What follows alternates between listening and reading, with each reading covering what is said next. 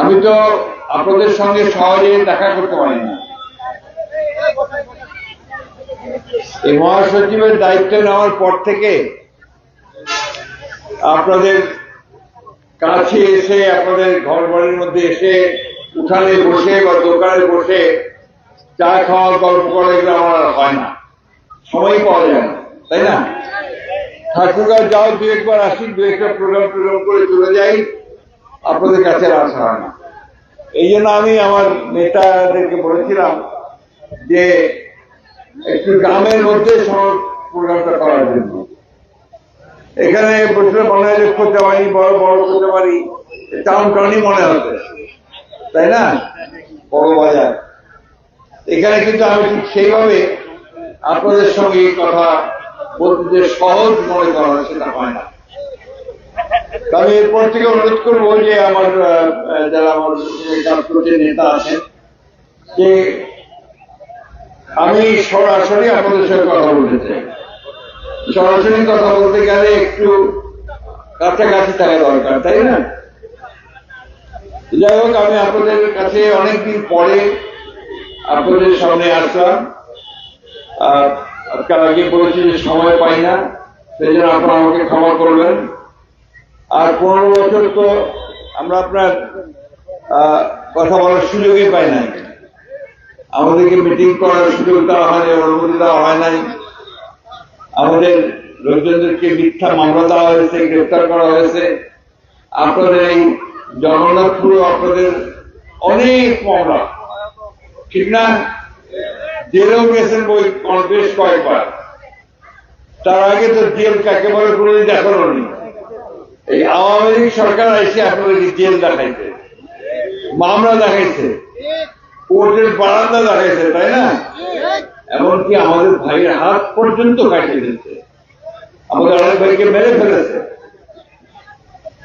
এই একটা অবস্থার মধ্যে আমরা পার হচ্ছি। 15টা বছর আমাদের প্রতি অত্যাচার।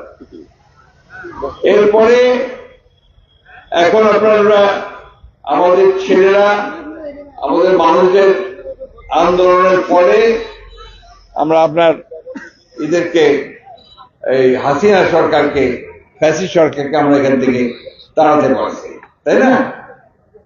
গেছে, কিন্তু আমাদের এখনো কিন্তু শান্তি দেয় না। ওই ইউটিউব আবার এমন কথা বলতেছে যারা অস্থিরতা হয়ে যাচ্ছে, তাই না?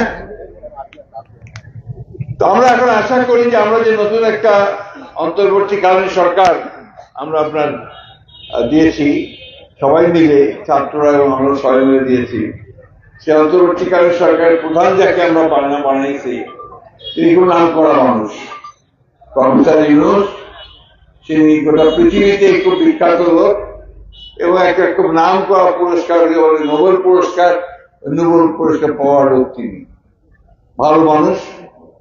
আমরা সবাই আশা করছি তার কাছে তিনি দেশটাকে একটু ঠান্ডা করে তিনি একটা নির্বাচন দিবেন। 15 বছর আমরা কোনো ভোট দিতে পারি নাই, পারছেন? 15টা বছর আমাদের যে অধিকার, একটা আমাদের 5 বছরে একবারে ভোট দিতে পারি, তাই না?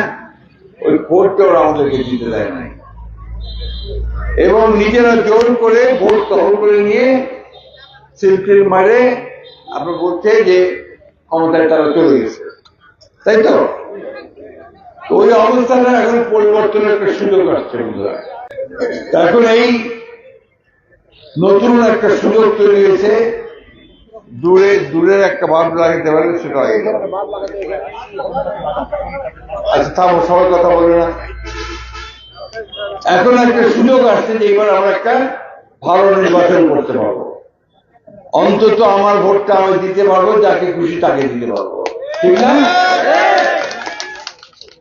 প্রিয় মা বোনেরা, আপনারা এই 15টা বছর এবং এখনো কিছুটা নিরাপত্তাহীনতায় ভুগতেছেন। মনে হয় নিরাপদ না, রাস্তাঘাট নিরাপদ না, চলাফেরা নিরাপদ না। কারণ হচ্ছে যে অবস্থাটা ওরা তৈরি করে দিয়ে গেছে, সেই অবস্থাটা এখন পর্যন্ত নিরসন হয়নি।